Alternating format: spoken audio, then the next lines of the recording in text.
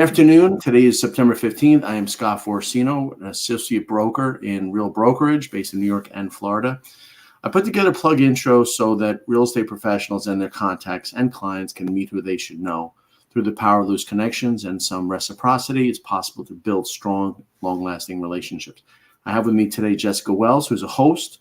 She does a great job of her PlugIntro platform with a lot of members. She is a mortgage professional, Clear Choice Mortgage, outside in Olympia, Washington, in the great Northwest. Beautiful place. I've been a little bit near there. And we're going to talk today about some of the challenges in the shifting market and how Jessica positively impacts her clients and contacts and prospects. Good afternoon, Jessica. Good afternoon. How are you today? I'm happy. Yeah, it's a Friday, but that doesn't mean much in the real estate world because we're getting Friday phone calls and Saturday morning phone calls. Yep, exactly. I'm curious. It's mid-September, so we're changing seasons. And what's been your experience in the recent past, and what's your forecast? We're seeing that rates are a little bit higher than what we had expected them to be at this point. So we're having a slower market right now, really, with buyers coming and going. A lot of people are just trying to make the decision if they want to get rid of, if they have a house right now, if they really need to make that move, or whether they're going to hold on to their house and do something different with it, use the equity for it. But we're still seeing a lot of, I do a lot of veteran loans.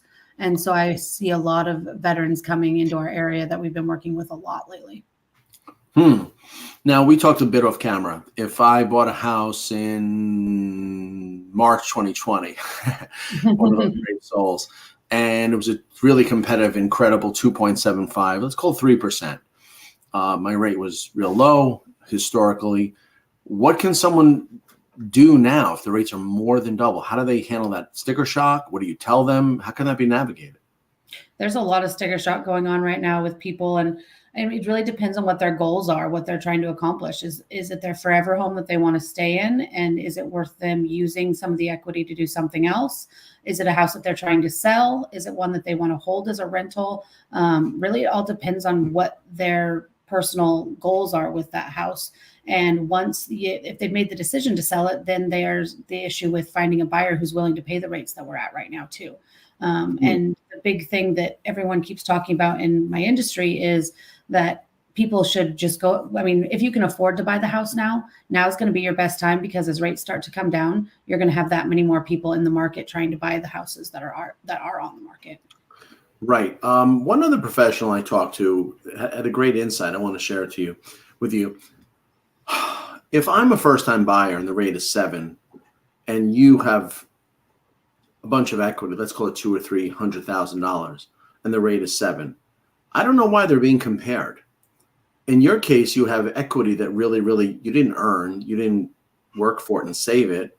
You just slept in the house and ate breakfast. So you didn't. I don't know why people are not thinking of their equity as a real hedge against those increased payments. Where, like people say, we're not the same. For me, it is about first-time buyer, 7% is 7%. For you, you got this magic money, and in America, that's tax-free income and pure profit. So why isn't that ever talked about?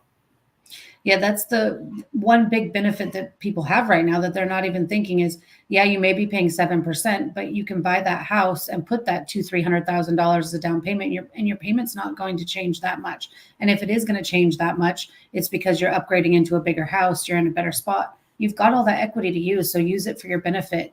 Whether you want to stay in the house and use the equity just to lower some credit card debts or whatever, or you're ready to move and you're going to use that equity towards your next house. That interest rate, it's the cost. I mean, renting is 100% interest, right? So it doesn't matter if your interest rate's 2% or 7%, you're still gaining equity with whatever you're paying that interest on. I like that, but it's even that you're talking about a bigger down payment, so lower loan to value. That makes sense. However, I'm thinking, even if you still put 10% down and borrow 90%, you have this money. It's like your own line of credit that if the payment is double, why wouldn't you just tap into that to get really to your next move? Yeah. And you definitely could do that. You could use and set that money aside as a reserve for whatever you needed. And then if in the future rates do come down, you always have the opportunity to refinance it. But you have that free line of credit, like you said, because you have equity in your house, basically. Right. And people, I know the real reason, because they think if they got it, they want it. That's they're, I don't want to say negatively greedy, but they think it's their birthright. I got it. I want it. They don't understand it's really an economic tool to be used. Mm-hmm. Yeah. And I mean, a mortgage on your home is a huge financial tool for you because it's a tax. The wealthiest people in the world have 30-year mortgages on their homes because it's a tax benefit to you to be able to write that interest off. Mm-hmm. So really, if you look at it from that point of view, the low interest rates are doing less for your tax benefit than what the rates are now too. Yeah, good point on that. Now, also using that equity seems to be a little bit of our theme. Why would you ever sell your house competing with other sellers? Why wouldn't you offer the buyers a lower rate, put the maximum amount of closing costs attributable to the buyer, and have them have a lower rate so it's easier to buy, and plus your house would stand out? What do you think about that? That's one of the classes I'm actually doing next week for a local group of real estate agents, is the 2-1 buy down, which I think we talked about a little bit before when we've talked. Mm-hmm. And the seller has the ability, instead of lowering the price or whatever they're going to do, just give a bigger credit to the buyers to allow them to buy their interest rate down. So then you're not losing out on profit, because a price reduction is going to cost you more in the long run than just giving some more credit to the buyers for closing costs. So that's a very good tool that they can do. So that way the buyers can afford to buy your house and you can move on to your next one if that's what you want to do. Right. And I don't love the 2-1 buy down, because its nature is temporary. Why not just lower the rate and keep the rate for the buyer? And but you tell me, what's the maximum usually the lenders allow for buying closing cost credit? What's the max? It varies depending on program and depending on what type of lender you are. So me as a broker, I can't do any more than a 2% rate buy down, which is not 2% to the interest rate, but a 2% discount fee towards the interest rate. And depending on the market, that's because it's not a half a point discount fee automatically gets you a 1 point credit buy down, or vice versa. It's just depending on the market that day. So that may give you a 1% lower interest rate. It may give you a 2% lower interest rate than what the market is, but it all depends on where the market's at that day. So right. I've heard a permanent buy down over a 2-1 buy down, it's more beneficial, but in some people's situations, the 2-1 is the way to go. Right. I get that. But you mentioned you're teaching realtors. Now, here's what's clunky. Here's my view. To me, teaching realtors to do that and have that conversation is a challenge, because you're not going to be there. And the buyer's agent has to have enough of an appreciation and then be able to convey that to the listing agent. We don't know their level of experience or even appreciation for this tool. And then we don't know how the listing agent is going to explain to the seller, who says, "What? I never heard of that. Why am I giving any money?" That it's a lot of friction and moving parts. It's a listing tool that we've been teaching agents, that as the listing agents, they're offering a 2-1 buy down on their listing itself. It's saying we're giving whatever maximum seller concession is. And then I've got some flyers and things that I hand out. And then I'm offering to talk to their buyers agents and whatever to explain how this works and hopefully get the buyers financing out of it. But it's a tool to, instead of dropping the price, it benefits everybody, because the real estate agent doesn't get a lower commission because it's based on the full sales price, and the sellers don't lose their any more than if they would have price dropped. They can give that as a credit. They don't, exactly. So the sellers don't lose real money. That was imaginary money. Yep. But listen, I like what you said, because instead of being the buyer and asking for this, you're talking about the listing agent giving it to the seller offer it. Now, what buyer would say no to that? So exactly. Right. So it's not even, so it's so much. And I hear a lot of mortgage brokers that don't take your approach. They always are of the nature of, "Hey, ask for it." And then you have all those 1, 2, 3, 4, and the telephone game. Think about how it would come out on the other side. That's exactly the problem with on the buyer side, because the seller doesn't want to credit you 3% to buy your rate down or whatever that max, because the 2-1 buy down, we can do a higher amount. You can go up to 3% total. So the seller's not going to understand that. So then me as the mortgage person, am I going to actually get in touch to talk to the listing agent and the seller? Probably not. And then you have your telephone game problem where, oh, well, the lender said this, and then the lender's agent said this, and this said that, and it never comes out right when you go. Plus, you're competing against other offers that are not asking for anything. So it's, to me, when these mortgage people tell me they've done it, I kind of wonder if that's even true, because Yeah. it seems to be, it has to be like the best case scenario with no obstacles for that to happen. I think I've only had one or two that came from the buyer's side over the last year or so, because it's hard. The seller doesn't want to give up that money, but approaching it from the other side, as on the seller side and as on a listing, it gets more activity. I've seen in people, and even if they don't want that as a 2-1 buy down, they can come in and know that they're willing to pay closing costs or something of that effect for that. Totally. I completely agree. That's the only way. And why wouldn't, when a buyer is looking for a house or asking a broker to help them find a house, if this one comes with a rate, now think about this. Every Jeep commercial you see tells you $369 for lease. They tell you the dollars. So if like in the old days, remember your realtor flyer sheet says 80 LTV, 90 LTV. So why not put even a speculative notion of this house, buy my house, you'll have a lower payment than the same priced house. That's the greatest marketing there is. There's flyers that we've done for open houses that show how that 2-1 or even a permanent buy down would work on that specific house. Granted, it has to have all of the, your credit score has to be this, and you have to do this, blah, blah, blah. But it can show you that this buy down is willing to work in the buyer's benefit. Even when I bought this house that I'm in right now, the seller had offered to pay $20,000 towards flooring. And I said, how about we take that $20,000 and put it towards my closing costs? And I use that to buy my interest rate down, because I can do flooring anytime. I've got that $20,000 of free money. I might as well use it to lower my interest rate. That's going to save me money over 30 years instead of definitely just getting new floors right now. But that's you, who knows? The point is, you got to go ABC. It has to go from you to realtors who can offer this to to sellers. But then I'm thinking, why not? And I've done this, and you and I can do this. Why not be the listing agent and say, listen, let me get Jessica on the phone, and now you're the other person. You're the pro. Instead of explaining something like, it's like me telling you about flying a plane or scuba diving. I need to put someone on the phone, right? So why doesn't the listing agent put you on the call and say, here, I have an expert, and she will tell you that's how you do it to gain an advantage and speed this thing up. And that's the service that I provide to the agents that I work with. They know that they can get me on the phone, and I will explain whatever it is that we're trying to accomplish on my lending side when they're putting offers in. But again, that is still the telephone game of going through multiple people to get to the end. I think that's going to be really the only way in the future, because these rates may not change. And even if they go down a bit, you're still talking about a way huge inventory shortage. Are you at all, I don't want to digress in this, but are you aware of the Department of Justice lawsuit that's going on right now? I'm not. Okay, so there's a whole big thing where it's starting, and it's really the United States government is trying to change the way buyers agents are compensated. So I did know there was talk about that in Washington State, that the buyers would have to pay their own buyers. Like, it went into law last year, and then it hasn't really. And that was a statute. But this is going to be a complete removal of that policy that we all know about. So that means that your services are going to be even more important, because you're not going to have the chance to deal directly with buyer's agents. Because the buyer's agent, if this happens, is not going to get automatic payment through MLS. So I think people are going to go much more directly to the seller, because they're going to say, I can't pay 2% for this. They're going to look at it as a saving money measure.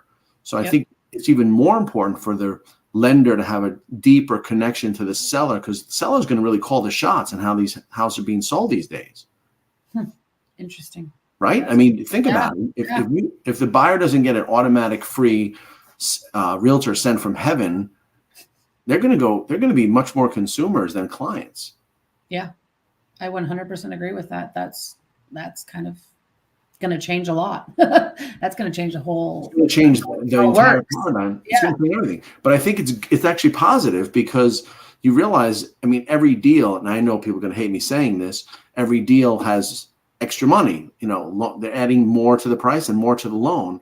So, but that means if people are really need to get some assistance.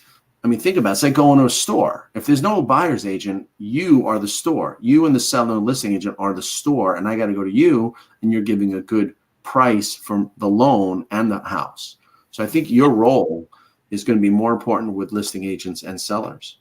Yeah, that's accurate. I agree with what you're saying completely. I had not heard that that's going on nationwide. I just knew that they were talking about it in Washington at the beginning of last year. Well, it was right about the time I did my CE last year, so it was the beginning of this year. Hmm. Well, But the nation's best lawyers are fighting for that. The United States government wants. Imagine the government wants you out of the deal if you're a buyer's agent. Yeah, no, yeah, no, thank you. yeah. That's scary. Right. I mean, how would you want to face those odds? No, So we're talking about really an increased role of the lending industry with regard to sales, right? It's always been kind of on the sideline. Of course, you need a mortgage. You want a house, but you need a mortgage, right, right? right, And the agent gets all the kisses and you get all the aggravation. right. Right? Exactly. But you're the I'm one the that one brings the money. requesting too many documents and asking them to not send me pictures with their fingers over everything and all that kind of stuff. Right. And you tell them you can't buy that furniture until you own the house. Yeah, don't go get that new stove yet. It's not time. Not till next week. Right. Well, it's a shifting market with regard to prices, and there are some areas, like I know my area, there are bubbles. So there are areas that are totally protected. In an area where it's cash, like people coming from the north selling a house and avoiding winter and then going to North Carolina or Florida or Georgia, where there's no state income tax and there's nearly no winter. These are cash areas. Yeah. So prices have stabilized and are still going up because there is no inventory. So it's really immune to the day-to-day, information. And that's why people like you have to really advise people, because you turn on CNN and you hear about interest rates. It doesn't apply to different places, right? Right. Exactly. There's certain places, and even we have a lot of cash buyers up here that come from other countries and are buying stuff. So not necessarily the people that are looking to come winter here, because we do have a lot of winter here, but we've got our market is fairly stable. I had a couple even within the last 6 weeks that have been getting outbid by cash offers on stuff from people coming from other countries with money. So there's a lot of foreign buyers in our market up here. Yeah, I mean, and there's no way to avoid that. There's some laws in place. I know that in New York and parts of Miami, they want members of an LLC to be identified now, whereas before that was the whole point. That hasn't hit the rest of the country, but before, people were hiding behind investment properties and shielding all kinds of assets. Mm-hmm. Yeah, that's interesting. And what would you say about? You mentioned rentals. Now, as far as instead of selling your house, rental, I think that so few people are even capable of being a landlord. And I think that's the biggest issue. I think people are seeing it as, yes, there's going to be good cash flow with this property because they're in that 2020, 2021 real low rate, whatever they got, sub 3% or whatever. Oh, my property will cash flow. But then they get their first tenants in. And this actually just happened to one of my customers. She decided to keep her house and buy the new one with her new husband. She rented hers out. The tenants weren't even in there for 6 weeks, and they already had issues. The tenant had dogs in there that she wasn't supposed to have, and people, and the neighbors were complaining, and this was broke and that was broke. And she's like, I lived in this house for 4 years and had no problems. And I'm like, yeah, but you weren't a renter. It was your house. And people don't realize all the work that goes into being a landlord. And you can choose to have a property management company. They're going to take a chunk of your profit. And the other experience I've had is my friends had a property management company. The garage door wouldn't open, so they sent a garage door repair guy out who replaced the whole thing instead of just fixing whatever little part was wrong. Sure. And sent them the bill for $1,500 to replace the whole motor on it. So there's a lot of unknowns that I don't think people realize. Like, becoming a homeowner has more expenses than most people think about. But becoming a landlord is a whole nother ballpark yet again. It's a whole nother. I mean, I'm a landlord, and I now have a tenant, and I've had tenants, and I'm a tenant right now. And I'll tell you what, I mean, I have some great people, but if you want, we could spend 16 hours me telling you nightmares. Oh, I can tell you about the lawsuit I just went through with my tenant. So yeah, I know about it. It's not fun. We've had lovely people too, but it's a matter of, I ran a summer place and the water's too wet and the sky's too blue. It's too crazy. Yeah. So, and even the tax consequences, you have to have another whole set of eyes on this. Yes. So I kind of get annoyed when realtors, rent it. I mean, this guy's, he's a cop, she's a nurse, this guy's a lawyer. Who's ready for this? Nobody, except for real seasoned pros. There's a very finite group of people that are good landlords and good people, and they've got the time. And the rest of us are just regular people who don't have the time to deal with everything that we would need to deal with when we have a tenant in there. Like Absolutely. I agree 100% with that. And I've seen it personally in the last 6 months of somebody deciding to keep it as rental. And within 6 weeks, it was no good for them. And now it's on the market. Let's say there's no problems. You need different insurance. You need different, Yep. I mean, it affects your, I mean, you have to have a whole different tax approach. And You have to I keep get that annoyed with security deposit in a separate account that you can't touch. You have to manage all this other stuff. Like there's rules that you don't think about just saying, oh, I'm going to rent it. I know. And there are areas I know in New York, this is getting, I don't know if you knew, New York City just banned Airbnb. I had heard that. So there are doormen and other people that were called in to testify. We're talking real stuff here. And then they want you to register on Long Island. They want you to say, I'm a register. Here's my property. Here's my name. The Smiths are coming these 2 weeks. The Jones are coming this 2 weeks. It's full open, transparent. It's not like the old days, and then so I get annoyed with the realtors that talk about just rent it. Yeah, I agree with that comment. And it's a lot of people, even the buyers or the homeowners mindset too, is like, oh, it's just going to be easy. I'm just going to rent it. And then not that and maybe it'll work out. Maybe you'll get those perfect tenants that pay their rent on time and they never have a problem because they love your house. But there's a lot to go in with the just rent it comment. No, even if you have a great tenant, you got to paint it. You got to make it presentable. You have to make sure the appliances. I mean, you can't blame the dishwasher. My dishwasher was 19 years old, and the guy's like, "It's dead." I go, "Okay, it's dead. I got to fix it. I got to get a new one." Yeah. But what's your thought even on the legality of it? Where I buy a house in 2020, it's primary residence. I get the best rate, and then you all of a sudden turn into investment property. What does the bank think about that? The legality of it is the deed of trust and the note that you signed says you're going to live in the house within 60 days of signing, and you have to live there for at least a year. As long as you've lived there for 1 year, there's not any consequences in general, most mortgages. There's probably certain programs, like if you were to do a grant program or something from the state, they have requirements that you live in the house the entire time. That makes sense. But I got to tell you, that surprises me, because if you're a savvy investor, you may just sleep there for a year, or even put your utilities there for a year, maybe a pillow, maybe a frying pan, and I live there. Yeah, it's definitely can be interesting, but you can buy a new primary residence once a year. Now they will look into it though. If you're doing too many back to back, they're going to start investigating to see if you actually live there, because that's occupancy fraud, and that can get everybody in trouble. Oh, sure. But I know my friend, because you know what he said? He goes, the best way to stay out of anyone's hair is pay the mortgage. And then no one cares, you pay it. And then people, but I got to tell you, you just taught me something. I thought it was more than 1 year. I thought it was about 2 or 3 minimum. Yeah, it's 1 year for the actual note and deed of trust itself, and then your other issue is going to be if you ever go to sell it and you want to do your capital gains tax. That's a good point. 2 years is capital gains. Right, 2 of the last 5 years. So that's it. So you can actually live there a year, rent it for 3 years, live there a year 5, and get the 500 if you're married thing. Right. Wow. Right. Yeah. You better have a good moving truck to do all that stuff. That's a lot of moving in and out of the same house, it sounds like to me. Yeah, you come in with your own, just tiny bit of furniture, just in and out. That's interesting.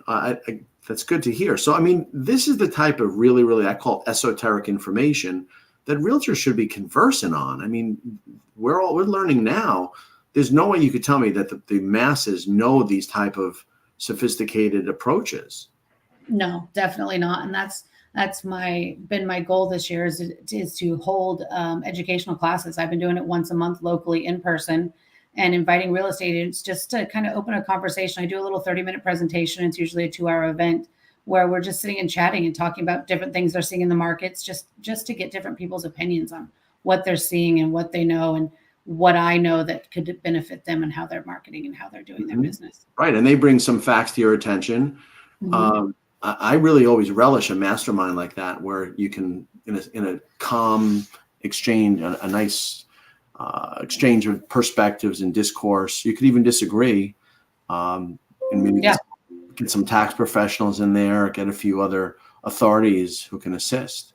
Yeah, because I mean, not one of us is an expert in everything. You're probably good at one or two things, and you need other people around you. Masterminds are one of my favorite, to get just a group of people, and even mortgage people in different areas of the market have different opinions and different insights on how things work. So I love getting together a good group of people and asking questions.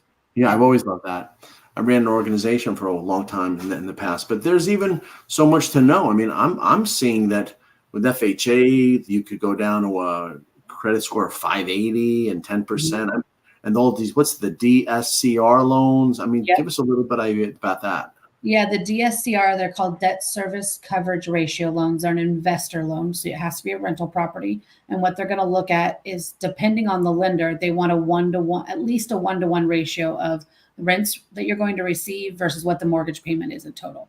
As long as you have your mortgage payment under what the rents are that you're going to receive, they will finance that. That's all they need for income. They don't look at any tax returns, W-2s, anything Really? like So it's not even an asset based? it's just based on it's the service coverage ratio. So as long as that rent covers the mortgage payment, that's what they're looking at. They want to see that you have assets to make sure that you have reserves or whatever if when your house is empty. But I've done several of them this year where you're just looking at what the rental income is on that property. Right. Well, I'll use an old fashioned sexy term. Remember the pity wash? That was. Is that really what we're talking about? The same thing? Yeah, basically. Basically, you're looking at make sure that it's covering your principal, interest, taxes, and insurance. And as long as your rent covers it, you're good to go. Wow. So, I mean, and how's that different, if at all, with the non-QM? Is it non-QM only for primary? So it is a non-QM program. That one's an investment program. So the other non-QM programs are like when they use bank statements and just take your average of your 12 months deposits or whatever, even stated. I personally don't do anything that's just stated. I want proof that you actually make the money. I was around in 2008 and don't really like stated itself, but there are programs for the right people. So there is even any stated today? I haven't done one. I know I've seen a lot of posts in all my different broker groups and things about it. I haven't personally done any that are just stated. So I don't know what the terms and the regulations are. Yes, it's a little bit, of course, that's a horse of a different color, but the realtor should know, depending on, let's say, a business owner, what they might need.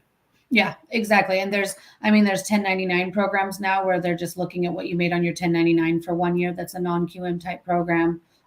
There's a lot of, and then you have the asset depletion programs also that look at, say you have $10 million in an account, you can use that as an asset depletion and get. Well, that's not me. Not 10 million, right? Neither.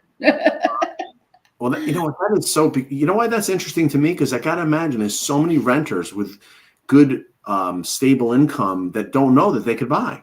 Yeah. Well, and especially like the bank statement, the 1099 program right now are really good for self-employed people because we all want to write our taxes down to as low as we can get them. So we're not paying the government any more than we have to. And then you have, $40,000 a month in deposits. They just take a expense ratio. So like the last one I did, he owned a auto repair shop. And so we could use 80% of his monthly deposits. And he was in a high end where they do race car builds and stuff like that. And so he was depositing upwards of $100,000 a month. His taxes showed he made $2,000 a month. And so we can take 80% of $100,000 as long as it's averaged over the year. And he could qualify. He bought almost $1 million house.